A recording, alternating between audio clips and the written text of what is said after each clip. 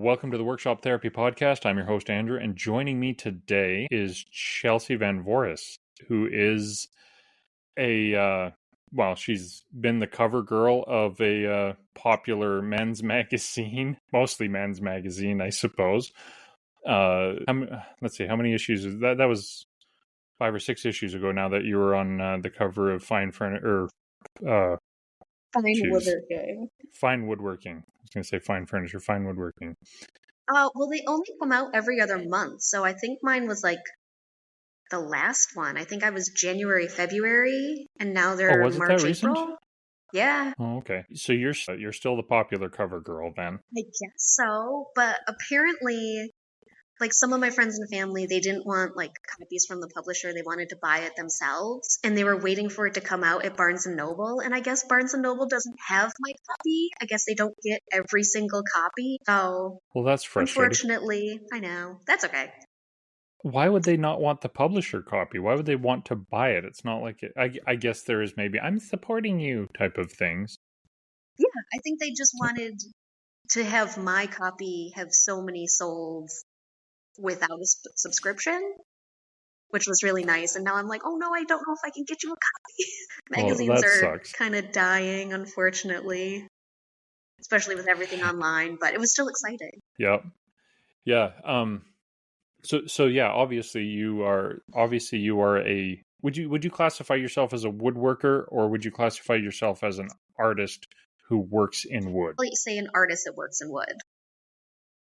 Okay. Yeah. Because you're definitely not a furniture maker. I mean, I've on your feed I've seen you making some furniture, right? But yes. but you're definitely more interested in like the veneer work and the artistry and putting together that. Would that be correct? Yeah, I would say if I'm making a piece of furniture, it's because I want to put a veneer picture on it, and it kind of doesn't ever have too much to do with the shape and structure. I just want to veneer everything. And also some woodworkers with like this older mentality don't like when I refer to myself as a woodworker, and they use the term artist as like an insult, which I find really funny because I don't find that insulting at all. Like, that's how I refer to myself. So thank you. You're not a woodworker, you're an artist. I know. Well, I mean, you do fit the stereotypical woodworker vibe, like middle-aged man with a beard. Exactly. Yep. That's me. But yeah. So how long have you been, what did you start doing first? Did you start doing the veneer thing first, or did you start doing like the more broader woodworking first? Well, I took the 12-week furniture making intensive at the Center for Furniture Craftsmanship. And so I was working with solid wood. Right? Yep. Yeah. In Rockport, Maine. So I was working with solid wood, and then I went and got a job at a cabinet shop, and they were doing a lot of plywood bodies wrapped in veneer. And I learned a ton. I got a ton of offcuts, took them home, but that was when I didn't have my own shop and I didn't want to make sawdust in my own home. So I was like, I can go there. And so that's kind of how it developed. Interesting. And I think that's the thing about veneer for me is like, I like solid wood furniture. And I think people have this misconception of what veneer is, like the veneer IKEA or Walmart or whatever, but there's a vast difference between IKEA veneer and what you can do with veneer. Yeah, exactly. And it also is more environmentally friendly. Like if you get a giant slab of walnut, yeah, it's beautiful, but you don't get to see all of it. You just get to see the two outside pieces. But if you have veneer and you cut it up real thin, you can get like this really beautiful, exquisite wood, and you're only using a fraction of the tree. I never thought of it in an environmentally friendly manner before, but that is absolutely true because you can use aspen, which is like a weed, as your base, and then use anything you want on top of that, and as long as you do it correctly, it looks great. Yeah, but I mean, also to be fair, I do use a lot of plywood and MDF, and that's not environmentally friendly. Apples and oranges. Well, that's what I mean, though. Like as things progress, we can, like, you're not going to use walnut as a pulpwood for making MDF, but you can use aspen, and maybe MDF itself isn't the most environmentally friendly product, but I mean, there around me, there's thousands and thousands and thousands of acres of aspen that will grow up and die in 20 years, or they can be harvested and pulped and turned into a sustainable product. Yeah, yeah. So you kind of just like grew into the veneer and then decided to start making art out of that, or did you kind of have the soul of the artist before? Oh, yeah, no. When I was a kid, I would always was like, oh, I'm going to be an artist when I grew up. I went to design school. I actually went for fashion design, and I designed clothes for 6 years. And yeah, I've kind of always just had that mentality. And then, with everything that was happening in the world and politics and, radicalization, that's kind of when I get into more of the political pieces and the social pieces. And that was, especially during COVID, that was my way of releasing some of this like fear and anxiety and stress and everything, was to make these things and then, post them and have conversations. We couldn't go out and talk to each other. It was all online. So that was kind of like my Prozac, and that's kind of how it started with like the political and social pieces. Okay. That kind of tracks with what I don't remember when I started following you. It's been a few years now, and I know we've had a few back and forths in that time.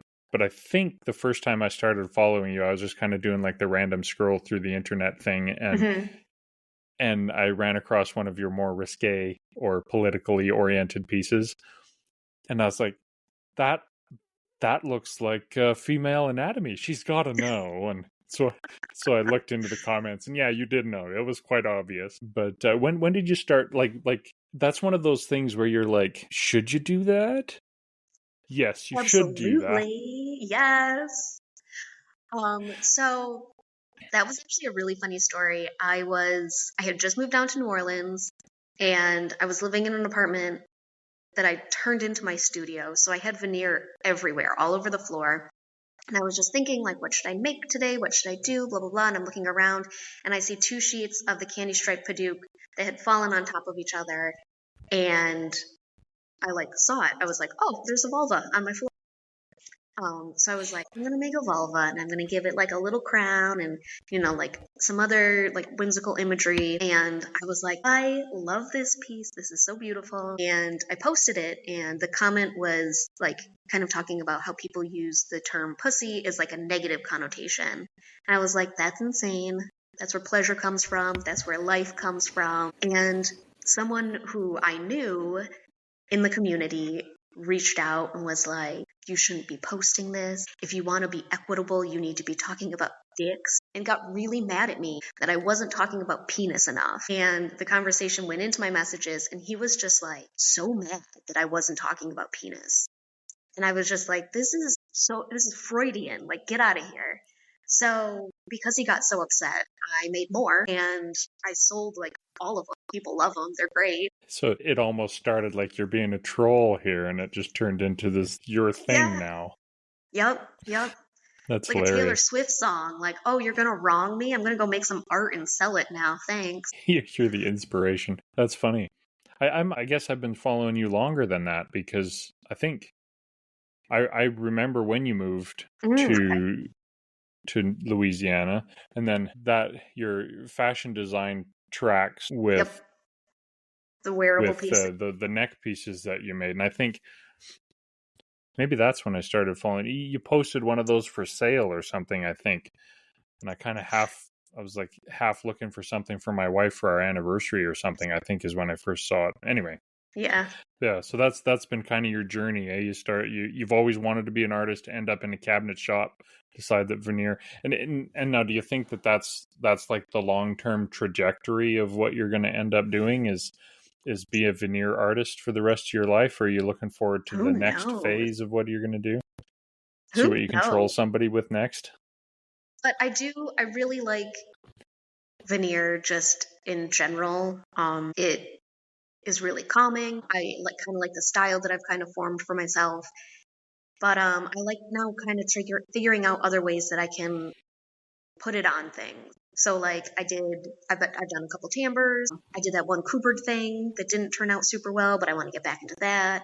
I want to try like movement, and I just want like everything to be like can I veneer it? Can I put a marquetry picture on it? Yeah, that tamboard thing that you did with the veneer on top of that turned out really cool. And I've only seen, I think I've only seen like one or two other people that have done similar things, but yours is definitely kind of like the most, I would say, difficult from an outside perspective. It's probably, who knows, but Well, I might have made it more difficult than I had to because after I made the whole thing, of course, then the algorithm is listening to me and it fed me some videos of people doing very similar things in a much smarter and more efficient way with like a jig and a blade. And I'm like, well, shoot, that's smart. That's brilliant. I should have done that. So how did you end up doing that? Because the one person that I watched a full video of doing it, they cut all their strips and then clamped it all together, then veneered on top, and then just went on the backside with like a surgical knife or something like that to cut it. Is that kind of how you did it? Yes, but before I glued the veneer down, I shellacked the sides of the staves so they wouldn't like stick together if glue seeped through. So then that could easily break apart, and I just had to cut through the veneer. That makes sense. What do you, is a technical question, what do you glue your stuff down with? Is it just regular PVA, or do you use like a Unibond or? Tape on three. I like that it's brown, and if I don't sand it perfectly, it pairs super well with spray lacquer. You use like type on one and shellac, and it's like a highlighter when you have mistakes. But I've found that type on three and spray lacquer are just like good friends and they hide each other's imperfections. And vacuum bag or press? Or both? I have a vacuum bag. I have a 4x4 vacuum bag. It's in my living room. And I built a plywood barrier around it so my dog doesn't get to it. She's a really well behaved dog. I've had her for 2 years. But I'm just like, oh my God, if she eats the vacuum bag, I will die. So it has like this 3.5 foot tall barrier around it, which makes it super annoying to get to. So while I'm protecting it, I'm also like making it less accessible. So I do like clamping when it's small enough to be efficient, but otherwise I go for the bag. If it's So you could just like put it on your dining room table and never have a dining room table again, then it'd be more accessible, right? Oh, I don't have a dining room table. I live in a shotgun. Okay, never mind then. Yeah. One of the questions I wanted to ask you, and in the pre-show you talked about how you're not a full-time artist, you're not there yet, but you said you work for 3 different nonprofits, and then you still seem to be pretty consistent with posting relatively new, and I would assume difficult things, because I'm not much. The only veneer I've ever done was like 1/8 inch thick white oak, 4 inches long.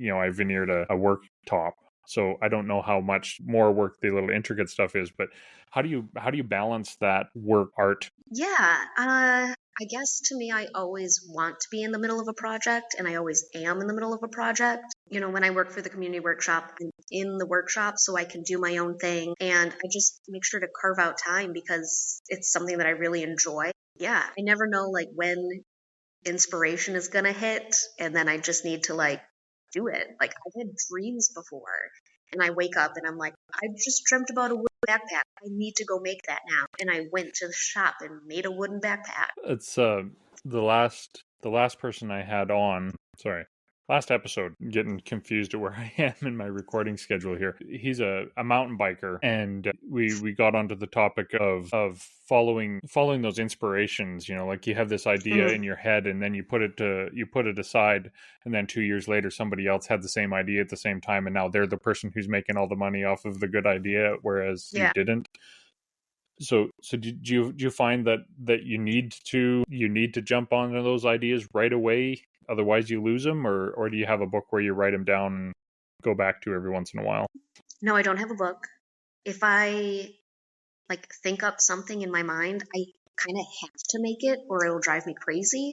Actually, funny story. So after the gallery opening, the marquetry gallery opening that was showing at the Messler Gallery at the Center for French Craftsmanship, I was flying home and I was at a layover. I don't even know, somewhere. I was at an airport. And I was like, okay, well, I'm just going to maybe I'll go to a bar, get a drink, get some snacks or something. And while I'm sitting there, I just came up with this idea And I was like frantic. I was like, I need to draw this. I need to write this down. I didn't have anything. I get on the plane and I asked like the flight attendant for a pen and I started sketching on the barf bag. And I feel kind of bad about it though, because like I had my music in and I was like kind of dancing, but I didn't want to like, so I'm like kind of just like wiggling in my chair. And then eventually I, write on the whole front, I write on the whole back. The guy that's sitting next to me clearly was like glancing over the whole time, being like, what is this maniac doing? Is that I'm running out of room, so he just like silently hands me his barf bag. I was like, oh my God, thank you. I needed that. That's funny. So you're an annoying person to fly with, then, is what you're saying. I think I'm an annoying person all the time, but like, I don't know, maybe more when I'm flying. That's good. Yeah. Interesting. So how do you said you moved to New Orleans from New York, kind of the mid of COVID, or just after COVID lockdown type of stuff, right? And you did that kind of wanting to escape from the being closed in and having more freedom. Do you find that's a mental health type of thing for you? Like, was that a good choice? Oh God, now yeah. I really hate snow in winter. Like, I never realized how much I hated it until I came down here and I didn't have to deal with it. And I was like, oh, I don't get like 6 months of depression. That's weird. Yeah, I was actually talking to my wife about that a couple days ago, that I need to be better about taking some vitamin D supplementation so I don't get like the seasonal affective disorder going on. Yeah, exactly. That was one of the things I always thought was funny, living in Southern California, talking to people there, and like, oh, we're sun worshippers. That's why we're here. And I'm like, you don't know what a sun worshiper is until you've met somebody who's just got out of 6 months of snow and then they see the sun. That's a sun worshiper. Yeah, exactly. Not some person who grew up in Southern California. I mean, come on. Yeah, it's weather is a big deal. And I think that like people who are raised certain places and love it and just have always loved it, I think that's wonderful. And then some people need to like search out the place they needed to be. Yeah, absolutely true. I agree with you one. Like you said in the pre-show, like I would probably move back to Portland because I think that had a great balance of everything. Mm-hmm. Like, you didn't have to deal with snow in the middle of the winter, and there was nice sun. You got the beach not too far away, and if you want to go to the snow, it's not too far away. But to get political, I don't think I'd want to move back to the States right now, especially with the Great Orange Cheeto running everything. Yeah, it's not great. You should stay up there. Planning on it. But anyway, yeah. So one of the things that you I'm sure you have experienced, and we talked about a little bit online prior to this. How often do you find that people are? I mean, there's obviously people who are looking to you for inspiration because you are very talented with the veneer. Like, how often do you find people asking for advice or copying your work, that type of stuff? Yeah, so like in terms of asking for advice, people reach out all the time, which I think is wonderful. I created a series of saved stories early on. Yeah, I guess it would have been 2020, of like how to get into veneering and how to start market trade. And people really took to that, and they, would always send questions and everything, which I thought was lovely. I'm more than happy to answer. And then I taught some virtual classes, and of course, I told people like, contact me anytime, contact me in a year, whatever. And I think it's really wonderful when people kind of share that knowledge. I've had like people who I look up to who are doing all these amazing things in woodworking, and then they'll like send me a message being like, Chelsea, I've never tried veneer before. I want to try it. And I'm like, oh my God, you're asking me? I'm so honored. It's like really beautiful. But then you had mentioned, being copied. And actually, I had an incident that happened to me just yesterday. I was on Instagram and I was just like casually scrolling, and this like carousel of pictures came up from someone that I follow, and I started to like swipe through them, and I got to one picture and I was like, well, that looks like mine, like a portion of the screen I had made years ago. And then I kept going and I was like, that is mine. And I kept going and I saw 4 total pictures that were exactly my work. And like No human hand could freeform that. I couldn't even freeform that if I tried. Like that was like someone printed it out and traced it. And I went to this person's page and I was like, okay, this is mostly their life and a couple of woodworking. Looks like they're just getting into woodworking, getting into veneer. They don't have a lot of followers, but I was just like, why did they copy my things, but they didn't ask and they didn't give me credit? So I was really in my feelings about it. I was like, I'm not happy about this. This doesn't feel cool. So I sent them a private message. I didn't want to put it in the comments or anything, but I sent them the private message and I was like, yo, like, what are you doing here? That's my stuff. And intellectual property is so gray when you put it on the internet, you know? And also, there is no such thing as finding inspiration in a vacuum. There are things that come to people consciously, subconsciously, you know. So I don't own anything legally that I put out on the internet. No one does, unless you have like, I don't know, like that, or NFTs or whatever that stuff is, but whatever. So I was really like, okay, just calm down, wait for a response. And she did end up responding and she was like, I am so sorry that I didn't give you credit. I am just learning. And I heard that a technique for practicing was to find images online and trace them so I could work on my technique. And she was like, I'm going to go back right now and I'm going to give you credit in the post. And she did. And it was a really lovely interaction back and forth. I was like, okay, I know I was in my feelings. Some of them might have been justified. Some of them might have been a little extreme. But it was also like really nice to hear her explanation. And I was really happy that she kind of took that accountability and went back and gave me credit. But then like thinking about it, I was like, I don't care if you copy my stuff. Give me credit. Give me credit.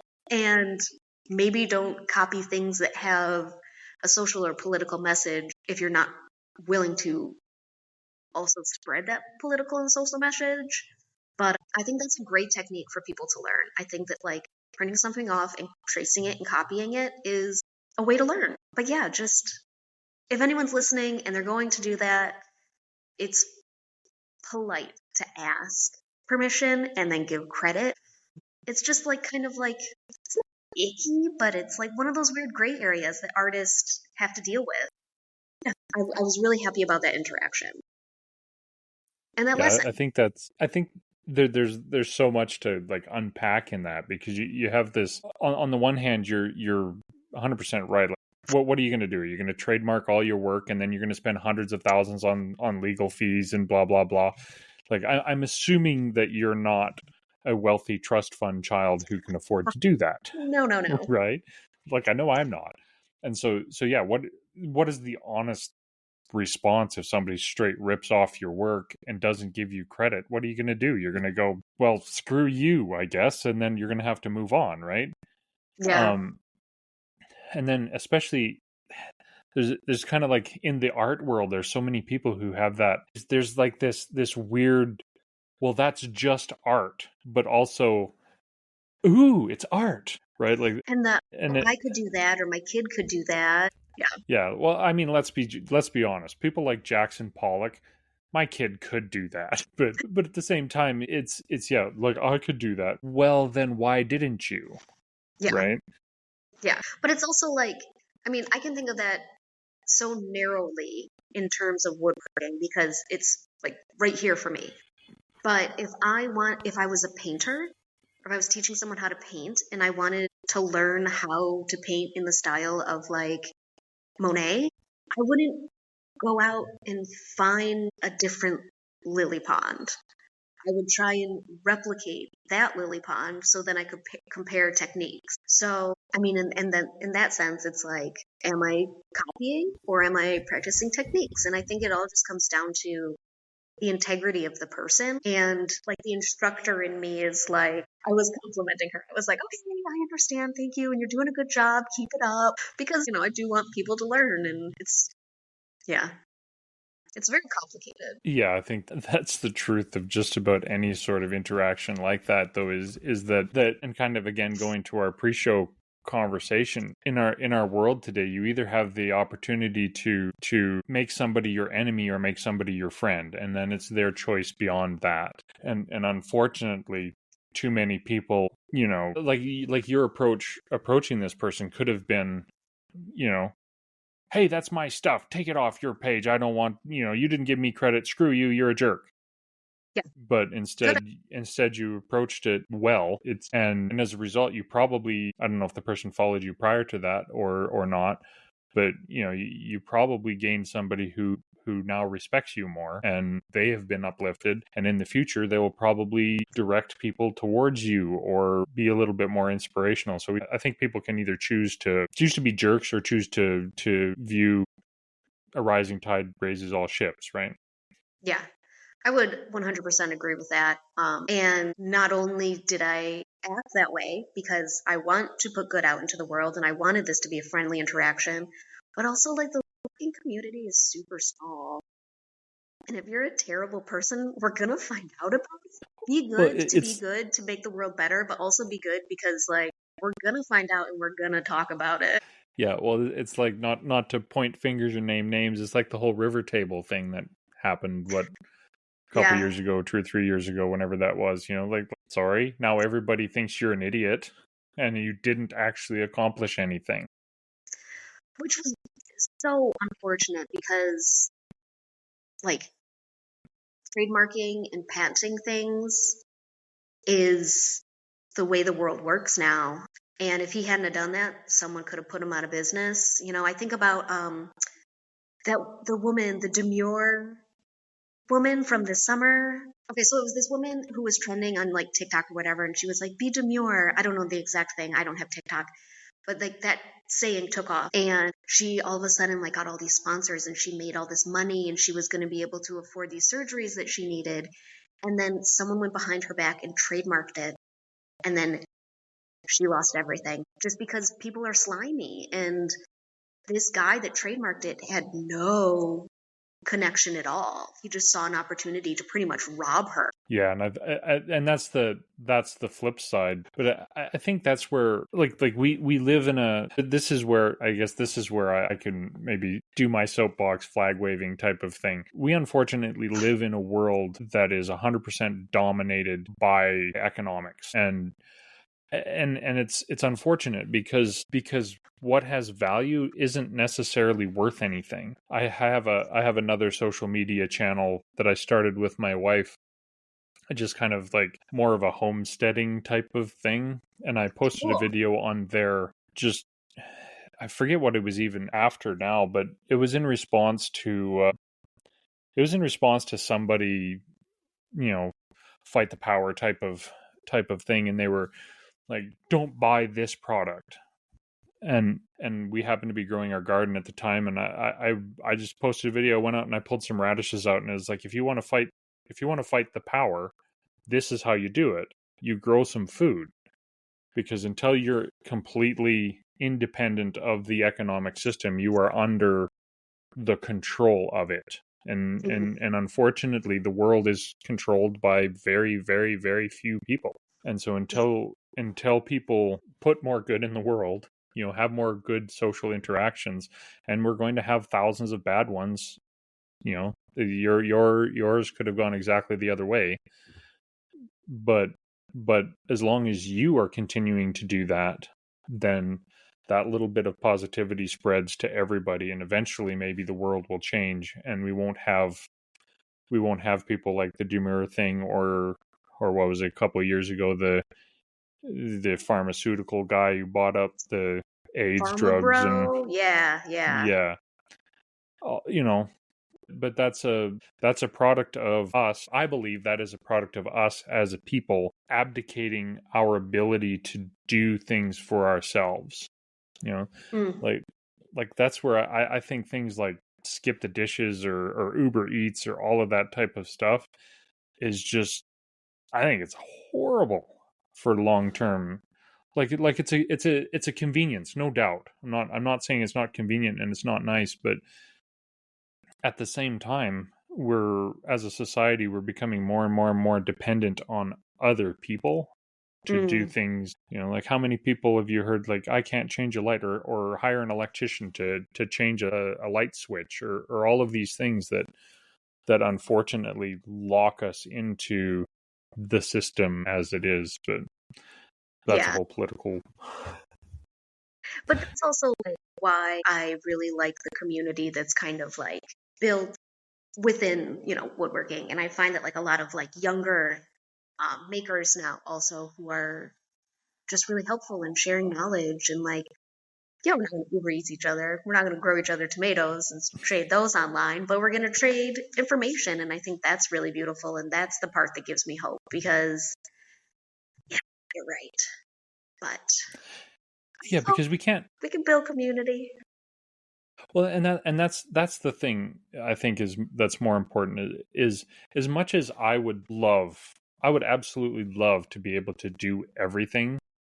And it's not because I'm like a hide in the wilderness prepper, avoid. I'm not that. I just have this just personal thing to want to know how to do everything. Yeah. And like I'm building my house right now, right? I'm building a house. I'm doing a good portion of it, but there are things that, like right now, there's a guy over there that's putting on the sheet metal on my roof. Because it was just like, I'm just going to pay you to do that. I know I could do this and I know I could figure it out. I've done it in the past. I don't want to do it. You can do it. Yeah.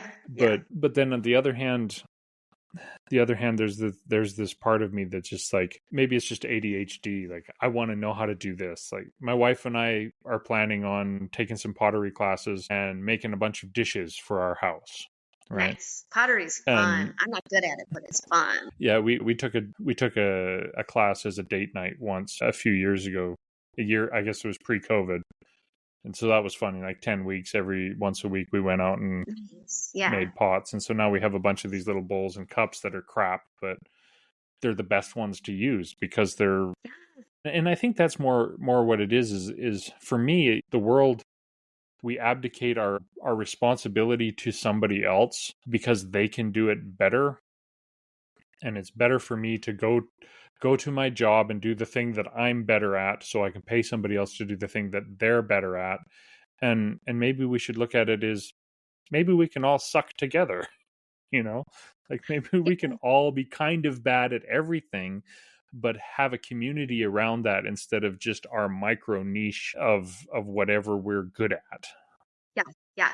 That's also why I'm not a big fan of AI. Like, I don't need to type something in and have something perfectly written or perfectly made or drawn or whatever. Like, I want to make the goofy thing myself. I want to know how to do it. And yeah. This is where I actually will. I don't disagree with you. I agree with you, but I don't at the same time. I use AI all the time as a part of my master's. I don't use it to write my papers or anything like that. Yeah. But I think AI is a phenomenal resource for finding things.